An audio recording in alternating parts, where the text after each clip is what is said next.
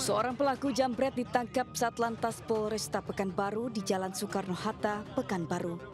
Pria ini menjambret tas seorang mahasiswi yang sedang melintas di jalan raya. Namun pelaku terjatuh dari sepeda motornya karena dikejar dan ditabrak oleh korban. Sebelum diamankan polisi, pelaku menjadi bulan-bulanan bahkan nyaris dibakar massa. Dari hasil pemeriksaan, pria bernama Syaiful alias Iful ini merupakan residivis yang sudah 5 kali keluar masuk penjara dalam kasus pencurian sepeda motor. Sedangkan uang hasil kejahatannya digunakan pelaku untuk berfoya-foya, bermain judi online, narkoba, dan bahkan main perempuan. Pelaku residivis, Pak? Residivis 5 kali keluar masuk penjara nih, kasus spesialis Suratno. Tuh, uang hasil kejahatan digunakan apa oleh pelaku? Untuk kejahatannya dari keterangan dari tersangka itu, tersangka Saiful ini kan ya, uangnya habisnya untuk kepoya lah, untuk judi online, judi slot ya kan, untuk beli narkoba, ya untuk main perempuan, duitnya habis gitu-gitu ya, untuk kepoya semua itu. Atas perbuatannya, tersangka dijerat pasal 365 KUHP tentang pencurian dengan kekerasan dengan ancaman hukuman di atas 7 tahun penjara. Dari Pekanbaru Riau, Indra iNews melaporkan.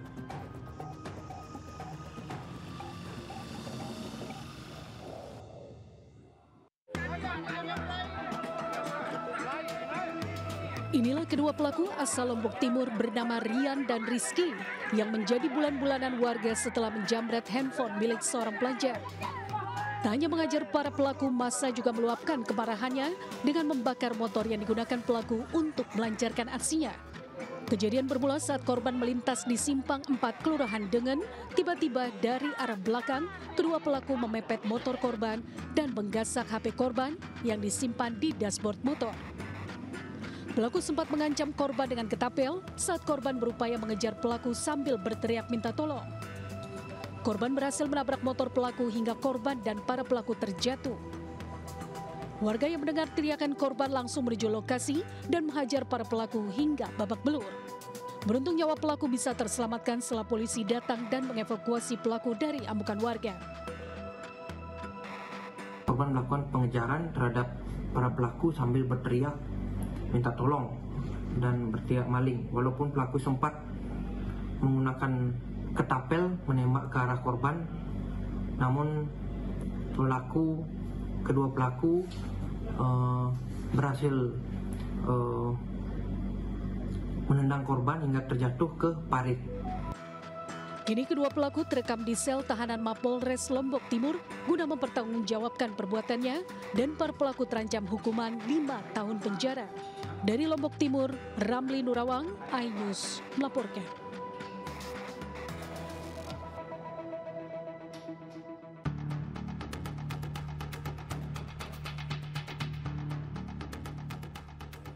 Inilah rekaman CCTV yang memperlihatkan 2 remaja berinisial MM dan SS yang melakukan aksi pembobolan sekolah di salah satu SMA IT di kawasan Sawah Lebar, Kota Bengkulu.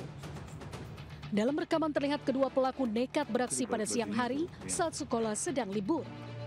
Sadar aksi mereka diawasi oleh kamera CCTV, kedua pelaku menutupi wajahnya dengan baju yang mereka kenakan. Tak hanya itu, salah satu pelaku bahkan memanjat tembok untuk merusak kamera CCTV. Kedua pelaku berhasil membobol ruang TU dengan sebatang linggis dan menggasak 3 unit laptop senilai 24 juta rupiah. Berbekal laporan pihak sekolah dan rekaman CCTV, petugas dari tim Opsnal Macan Ratu Polsek Ratu Agung Kota Bengkulu berhasil meringkus keduanya. Polisi juga menemukan 3 unit laptop yang disembunyikan kedua pelaku di salah satu ruangan sekolah. Polsek Ratu Agung mendapati keberadaan pelaku di seputaran Sawah Lebar.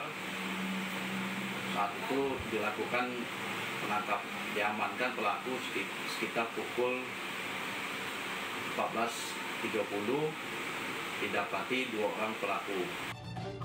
Rencananya laptop hasil curian akan dijual pelaku dan uangnya akan digunakan untuk membeli handphone dan bermain game online. Hingga kini kedua pelaku masih menjalani pemeriksaan lebih lanjut dan tidak menutup kemungkinan terlibat pada aksi pencurian lainnya. Dari Kota Bengkulu, Endro Dwirawan, iNews melaporkan.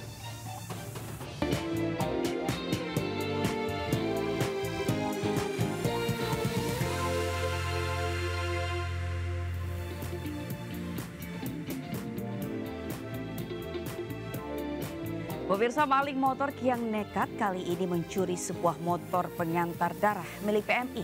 Informasi ini bersama informasi lainnya akan kami hadirkan dalam Buletin Anyus Pagi selengkapnya.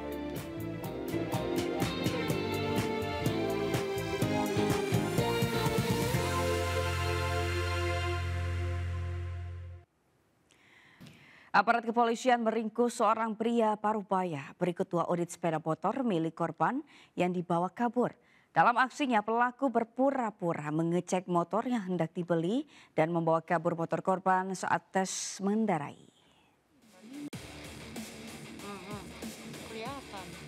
Inilah rekaman CCTV saat seorang pria Parubaya membawa kabur motor korban dengan alasan melakukan tes drive motor yang hendak dibelinya. Menerima laporan korban dari rekaman CCTV, petugas Resmob Polsek Panakukang bergerak dengan cepat meringkus pelaku di sebuah rumah kos di Jalan Batua Raya, Kota Makassar. Selain meringkus pelaku, polisi juga menyita barang bukti sepeda motor yang dibawa kabur pelaku di sebuah rumah di Kabupaten Maros, Sulawesi Selatan. Dari rumah tersebut, polisi mengamankan 2 unit sepeda motor hasil kejahatan pelaku. Di hadapan petugas, pelaku menyebut sudah 7 kali melakukan aksi serupa dengan modus membeli sepeda motor yang dijual lewat aplikasi jual beli motor bekas. Pelaku beralasan nekat melakukan hal ini karena terlilit hutang di pinjaman online. Pura di test drive gitu, baru langsung bawa kabur. Setelah itu motor diapakan? Dijual. Itu dijual harga berapa dijualnya? 6 juta sampai 7 juta. 6 sampai 7 juta. Pasal ancaman pidana? Untuk pasal ancaman pidana yang dikenakan oleh tersangka yaitu pasal 372 dengan ancaman hukuman 4 tahun penjara. Atas perbuatannya, pelaku dijerat dengan pasal 372 KUHP tentang pencurian dengan ancaman kurang lebih 4 tahun penjara. Dari Makassar, Sulawesi Selatan, Muhammad Nurboni, iNews melaporkan. Pemirsa, maling motor kian nekat saja. Kali ini maling mencuri sepeda motor pengantar darah milik PMI dan terekam kamera CCTV. Polisi telah datang ke lokasi untuk melakukan olah TKP dan menyita rekaman CCTV sebagai barang bukti. Inilah aksi pencurian sepeda motor pengantar darah PMI di Kabupaten Mojokerto di Jalan Raya Jabon, Kecamatan Mojo Anyar, Kabupaten Mojokerto. 1 dari 3 orang pelaku turun dari sepeda motor dan dengan pelan mengambil sepeda motor pengantar darah menggunakan kunci letter T yang diparkir di depan. Berhasil membuka kunci, pelaku langsung kabur ke jalan raya arah Kota Mojokerto. Sempat dikejar oleh salah satu petugas namun tidak berhasil. Diketahui sepeda motor baru saja digunakan untuk mengantar darah dari salah satu rumah sakit. Usai mengantar darah, sepeda motor diparkir di depan dan petugas masuk untuk beristirahat. Saat itulah pelaku mengambil sepeda motor yang lengkap dengan kulkas pendingin untuk mengantar darah. Antara jam 3. Terus setelah itu? Setelah itu terus saya istirahat. Bentar, ternyata ada bunyi jebrek, langsung saya lihat motor bawa kabur, saya kejar. Petugas PMI Kabupaten Mojokerto sudah melaporkan kejadian ini ke Polsek Mojo Anyar, Kabupaten Mojokerto. Polisi telah datang ke lokasi untuk melakukan olah TKP dan menyita rekaman CCTV sebagai barang bukti. Dari Kabupaten Mojokerto, Salahuddin, iNews melaporkan.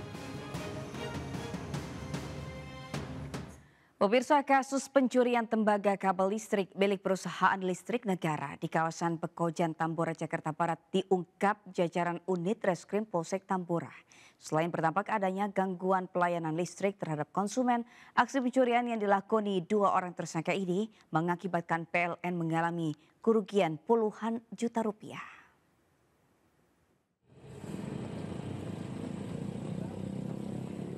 Dua tersangka berinisial A dan G ini tak bisa berkutik saat digelandang petugas unit Reskrim ke Polsek Tambora. Kedua tersangka ditangkap petugas kepolisian atas kasus pencurian tembaga kabel listrik milik PLN Jalan Pangeran Tubagus Angke, Pekojan, Tambora, Jakarta Barat. Polisi menyita barang bukti diantaranya tembaga kabel listrik yang belum sempat dijual pelaku seberat 9 kg lebih, tangga, gergaji besi, obeng, karter, tang, dan 1 batang linggis. Berdasarkan hasil pemeriksaan, keduanya diketahui pencurian dilakukan di 2 wilayah berbeda di kawasan Tambora, Jakarta Barat. Dari hasil pencurian kabel listrik sebelumnya, tersangka telah mendapatkan keuntungan sebesar Rp1 juta lebih hasil penjualan ke besi loak di kawasan Cengkareng, Jakarta Barat dengan harga jual Rp120.000 per kilogramnya. Adapun yang dicuri adalah kabel tembaganya sudah 2 kali dan tembaga kabel tersebut dijual kepada seseorang yang menurut pengakuan dari tersangka dijual di daerah Cengkareng. Saat ini masih dalam penyelidikan dan pengejaran oleh anggota Polsek Tambora. Selain berdampak adanya gangguan pelayanan listrik terhadap konsumen, atas kasus pencurian, pihak PLN mengalami kerugian Rp25 juta lebih. Tentunya pencurian kabel SKTM 20 kV ini memberikan dampak tidak hanya dari sisi PLN tetapi juga memberikan dampak kepada masyarakat, di mana dampak yang dirasakan masyarakat tentunya adalah pemadaman aliran listrik. Dari Jakarta, Miftahul Gani, iNews melaporkan. Pemirsa, seorang bocah berusia 4 tahun menjadi korban penculikan di Johar Baru, Jakarta Pusat. Berdasarkan rekaman CCTV, pelaku diduga pasangan pria dan wanita yang membawa kabur korban menggunakan sepeda motor.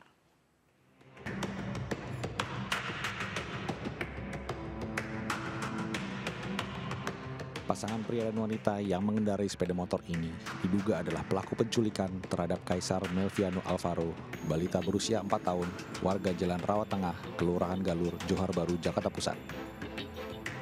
Aksi penculikan ini terjadi Kamis siang sekitar pukul 10.45 waktu Indonesia bagian Barat.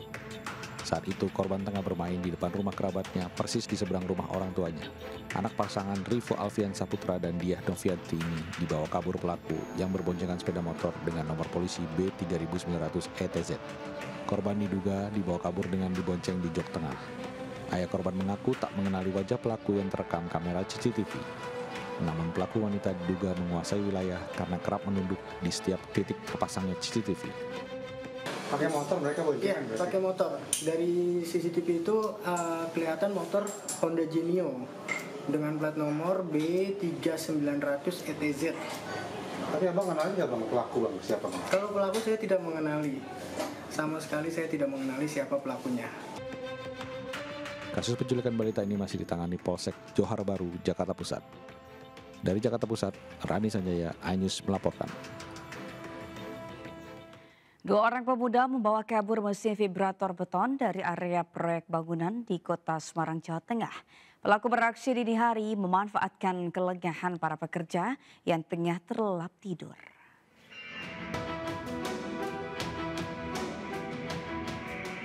Rekaman CCTV memperlihatkan aksi 2 orang pelaku pencurian saat menyatroni area proyek pembangunan rumah di Jalan Kesatria, Kelurahan Jatingale, Kecamatan Candisari, Kota Semarang, Jawa Tengah. Memanfaatkan para pekerja yang sedang terlelap tidur, kedua pelaku membawa kabur alat vibrator beton seharga sekitar Rp5 juta dan 2 handphone milik pekerja bangunan. Salah seorang pekerja bangunan mengatakan pelaku beraksi sekitar pukul 4.30 pagi saat seluruh pekerja telah terlelap tidur usai lembur mengerjakan pengecoran. Saat terbangun dan mendapati sejumlah barang hilang, korban langsung melaporkan ke atasan dan mengetahui aksi pelaku setelah mengecek rekaman CCTV area proyek. Jam 4.48, 50 lah pokoknya. Hampir jam 5 pagi ya? Jam 5 pagi. Dari CCTV berapa orang? Dari CCTV 2 orang. Itu yang diambil? HP 2 unit, mesin vibrator, udah. Kami memberi pesan-pesan Kaptimas dengan kejadian ini supaya meningkatkan keamanan. Menanggapi aksi pencurian yang akhirnya viral ini, anggota Babin Kamtipmas bersama tim unit Reskrim Polsek Candisari menggerakkan korban untuk membuat laporan ke polisian.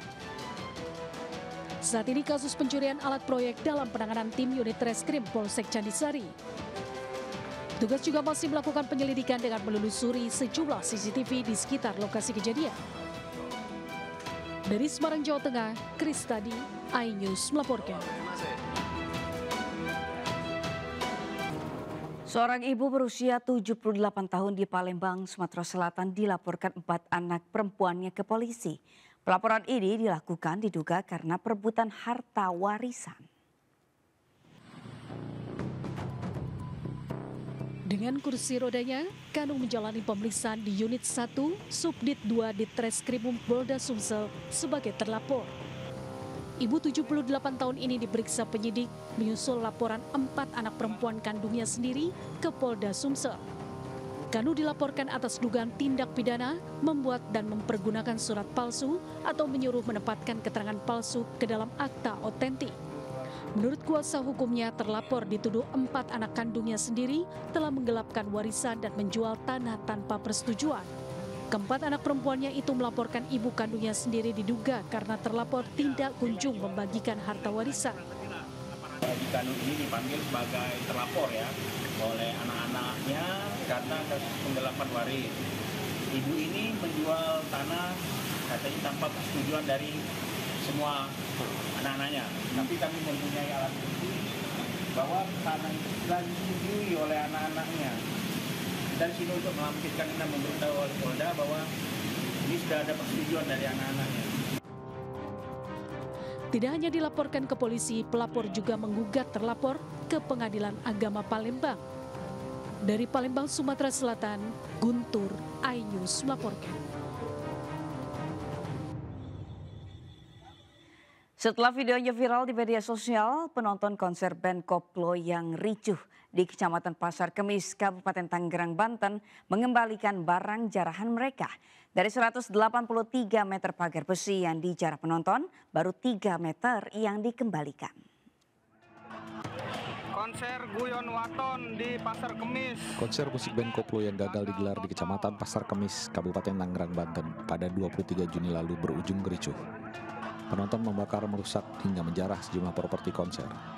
Aksi penjarahan ini dipicu karena penonton yang sudah membeli tiket kecewa karena 3 artis band Koplo gagal tampil karena penyelenggara belum melunasi pembayaran. Setelah viral, penonton mengembalikan pagar besi yang mereka jarah dari lokasi konser ke vendor di Kecamatan Tiga Rasa, Kabupaten Tangerang. Mereka mengembalikan pagar besi yang dijarah sebelumnya lantaran takut diamankan polisi karena videonya viral di media sosial. Selain pagar besi, vendor menyebut para penonton juga menjarah alat band, sound system, alat pendingin ruangan dengan total kerugian mencapai 500 juta rupiah. Nah, kurang lebih ini panjangnya 3 meter karena pagar barikade kita yang hilang itu jumlahnya 183 meter. Jadi ini baru kembali 3 meter, artinya masih ada 180 meter yang belum pulang. Itu untuk pagar barikade. Belum termasuk sound system dan mic-mic. Jadi mic pun kalau misalnya ada yang temu, harapan saya sih ada yang anterin ke sini karena kita masih. Pihak vendor berharap panitia penyelenggara dapat mengganti rugi atas properti milik mereka yang dirusak dan dibakar oleh penonton. Dari Kabupaten Tangerang, Aimarani, iNews melaporkan. Sebuah sumur minyak mentah ilegal di Kecamatan Sungai Lilin, Kabupaten Musi, Banyu Asin, Sumatera Selatan menyemburkan gas dan minyak mentah. Akibatnya sejumlah sungai tercemar. Hingga kini polisi masih memburu pelaku pemilik lahan dan pemilik sumur yang kabur usai kejadian. Kalau minyak tidak ditampung lagi di Tapan. Sebuah sumur minyak mentah ilegal di bantaran sungai semburkan gas dan minyak mentah dengan ketinggian 10 meter lebih. Akibat semburan minyak mentah tersebut, Sungai Dawas di Kecamatan Keluang dan Sungai Parung, tepatnya di Kecamatan Sungai Lilin, Kabupaten Musi, Banyu Asin, Sumatera Selatan, tercemar. Warga yang melihat kesempatan tersebut memanfaatkannya dengan mengambil minyak mentah yang mengalir ke sungai dengan cara memeras menggunakan kain agar minyak menempel dan dikumpulkan ke dalam jerigen ukuran 35 liter. Diakui warga sehari bisa menghasilkan 10 jerigen langsung dan dijual ke penampungan dengan harga kisaran 90.000 hingga 100.000 per jerigennya. Atas kejadian ini, pihak kepolisian masih melakukan penyelidikan di lapangan dan memburu pelaku pemilik lahan dan pemilik sumur yang kabur usai sumur menyemburkan gas dan minyak mentah ke sungai. Jadi sehari warga bisa dapat berapa, Pak? Sehari tentu ada yang dapat istilahnya 15 jerigen sampai jam 4 itu. Ada yang dapat 10 jerigen. Kemarin sudah ngecek lokasi, sekarang penyelidikan terkait untuk tersangka pemilik lahan dan pelaku, khususnya pemilik sumur yang diduga mencemari lingkungan. Larangan pun dilakukan pihak terkait, terutama tidak menyalakan api atau merokok karena membahayakan bila minyak menyambar dan menyala. Dari Banyuasin, Sumatera Selatan, Edi Lestari, iNews melaporkan. Pemirsa, Kecamatan Bogor Selatan, Kota Bogor, Jawa Barat menjadi wilayah dengan transaksi judi online terbanyak di Indonesia. Dari lebih 3.700 orang yang terpapar judi online, transaksi yang dihasilkan cukup fantastis, mencapai 349 miliar rupiah. Provinsi Jawa Barat sendiri paling tinggi transaksi judi online yang mencapai angka 3,8 triliun rupiah.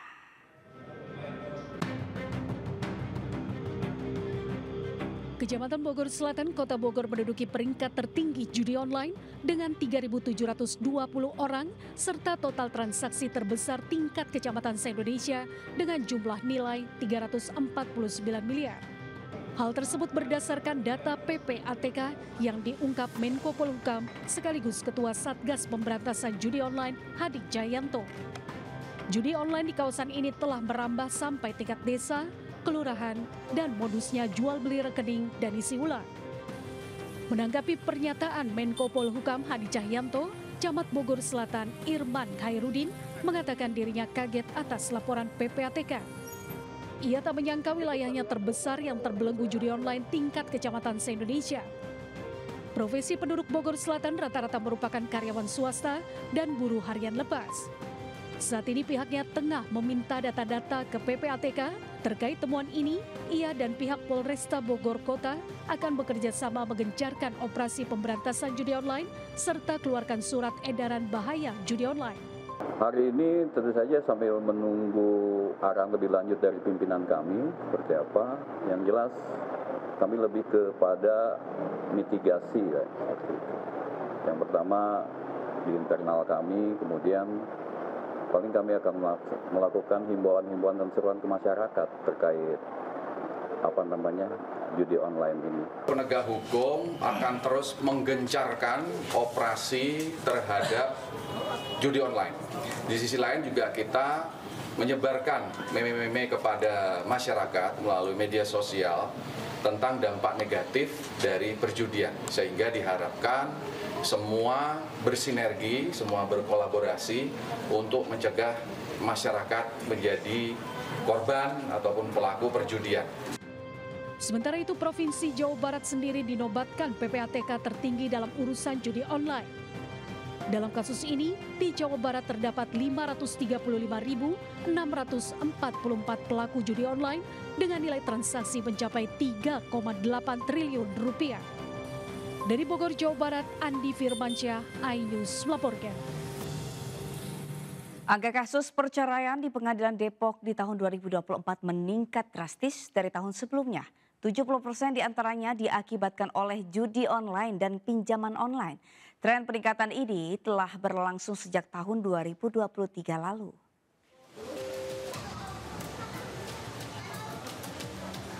Sebesar 70% kasus perceraian di Pengadilan Agama Depok di tahun 2024 disebabkan judi online dan pinjaman online.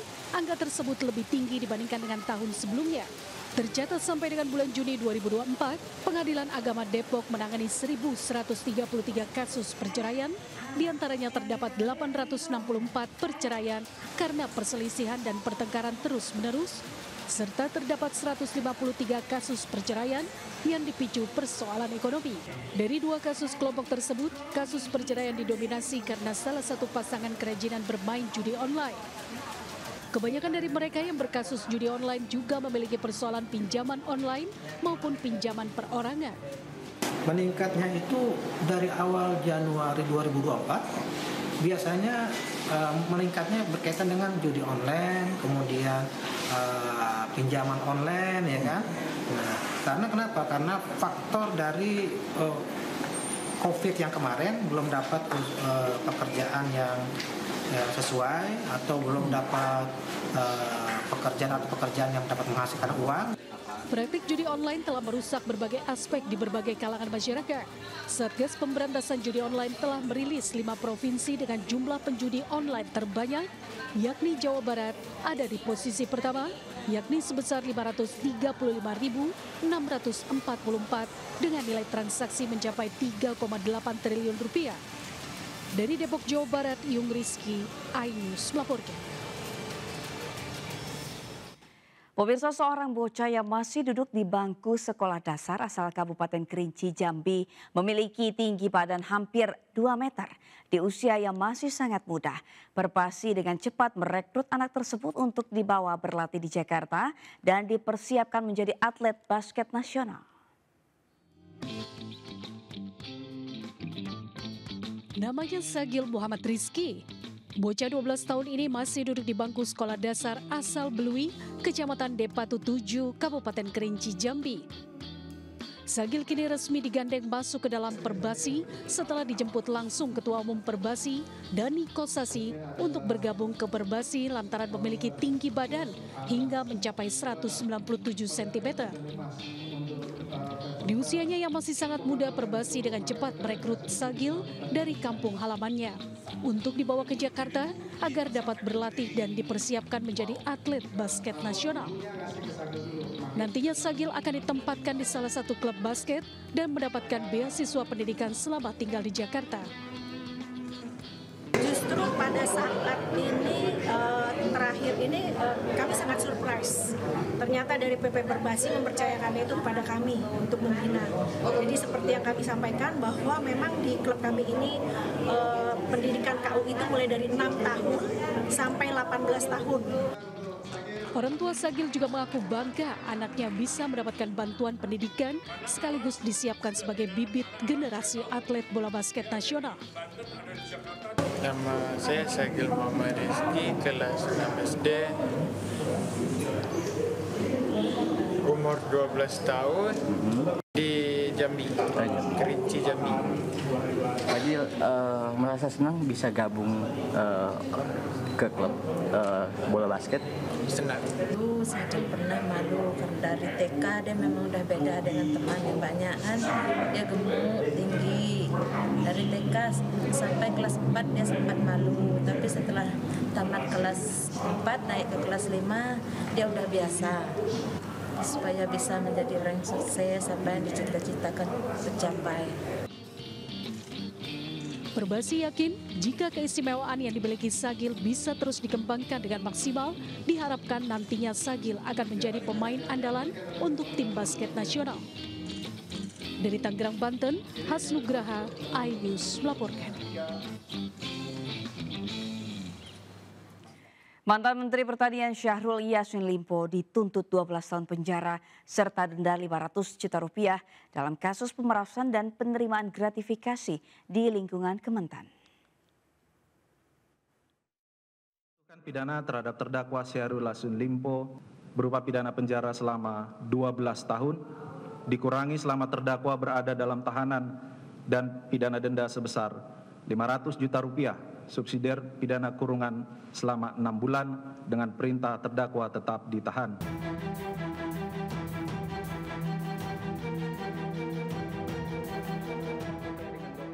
Mantan Menteri Pertanian Syahrul Yassin Limpo menjalani sidang tuntutan dalam perkara dugaan pemerasan dan gratifikasi di lingkungan Kementerian Pertanian.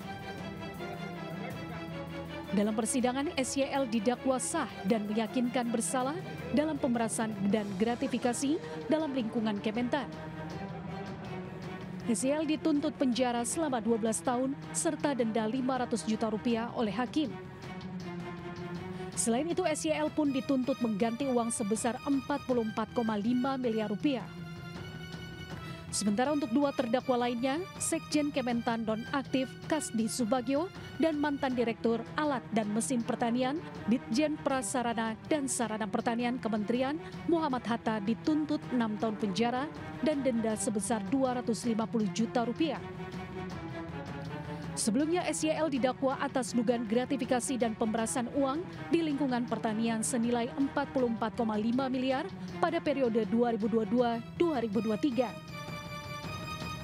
Jaksa mengungkap, SYL memerintahkan stafnya yakni terdakwa Kasdi dan Muhammad Hatta untuk mengumpulkan uang patungan dari pejabat Eselon 1 Kementan untuk didapatkan diguna untuk kepentingan pribadi, yakni pembayaran pembantu, pembelian rumah, biaya perawatan kecantikan, hingga kado undangan. Dari Jakarta, Aya Nufus, Indra Purnama, iNews melaporkan. Pemirsa, Aceh Selatan, Provinsi Aceh begitu kaya akan pesona baharinya. Salah satunya Pantai Bate Putih yang terletak di Kecamatan Mekek. Pantai dengan bebatuan putih dan hamparan pantainya menjadi ciri khas pantai yang satu ini. Seperti apa eksotisme keindahan pantai ini? Berikut liputannya.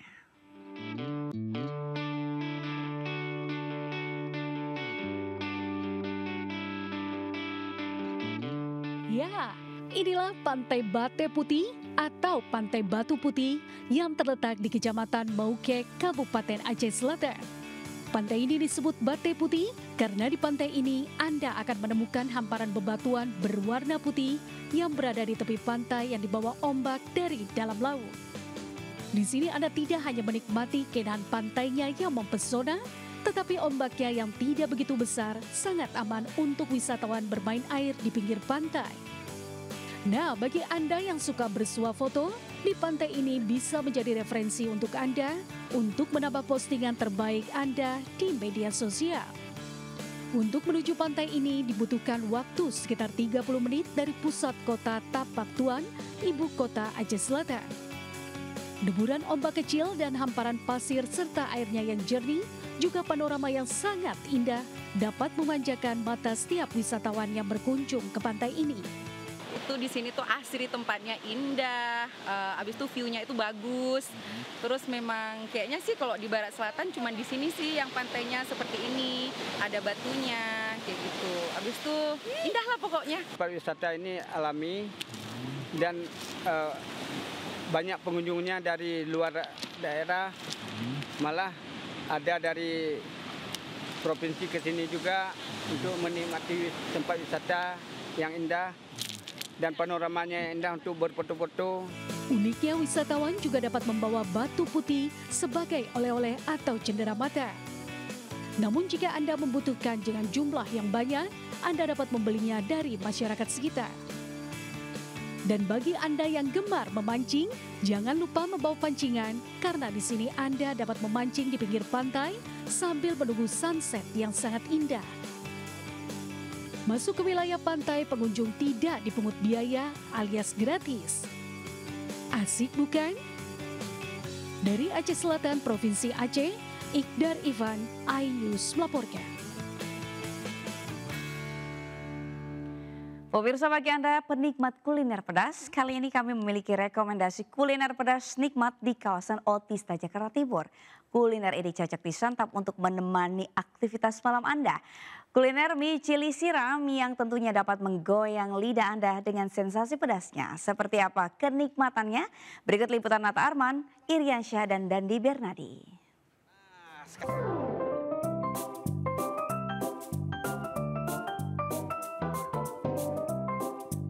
Halo, apa kabar pemirsa? Semoga kabar kalian baik-baik saja. Nah, sekarang saya sedang berada di kawasan Otista, Jakarta Timur nih. Yang katanya ada mie viral yang super pedas. Nah, kira-kira sepedas apa? Apakah sepedas omongan tetangga? Wow. Untuk itu langsung aja ya. Takis.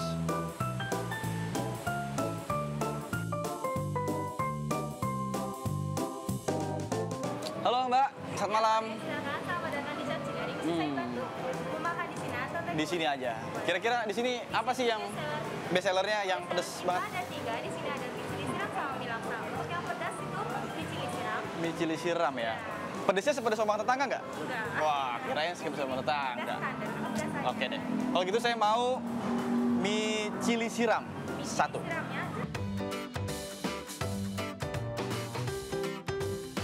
Oke, pemirsa, ini dia. Pesanan kita udah sampai. Ini ada wonton saus pedas nih ya. Ini ada mie apa namanya itu? Mie cili siram. Lupa. Tapi pakai topping sapi. Sapinya ada slice-slice gitu loh. Kita makan dari mie-nya dulu aja ya. Nah, ada yang unik nih. Telurnya ini kan setengah mateng. Biasanya ditusuk dulu sampai ntar apa namanya? Muncrat ya. Tuh, keluar kan. Meleleh tuh. Nah, kalau udah meleleh gini, baru kita aduk-aduk.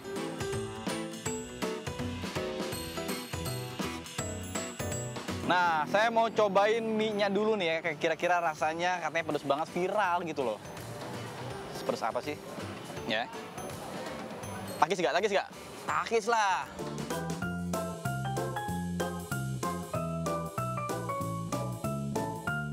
Jadi rasanya itu perlahan gitu loh. Jadi manis, ada asin-asinnya.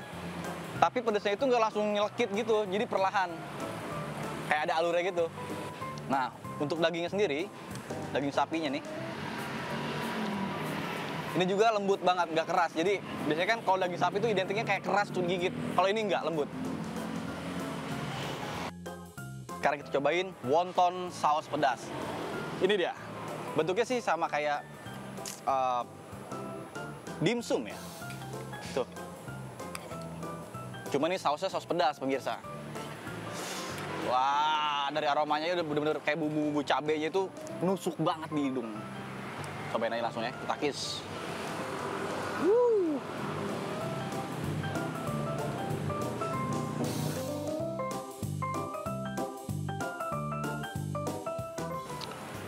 Asin, pedas, tapi ada campuran rasa-rasa manis dari wontonnya ini.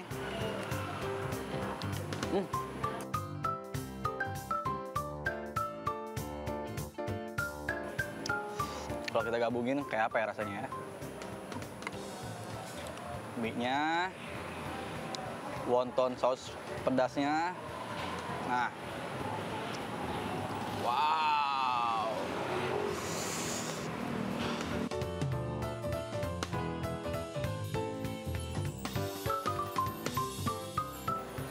Jadi kayak ada perpaduan cita rasa yang pas gitu ya.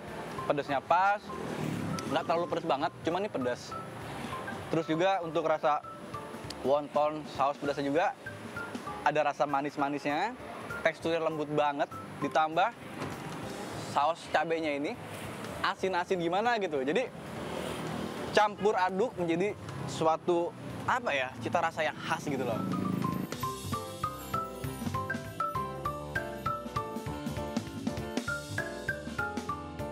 Nah, ini juga sekaligus menjadi rekomendasi bagi Anda para pecinta kuliner pedas. Anda bisa langsung mesen mie cili siram sapi dengan harga di angka Rp38.000.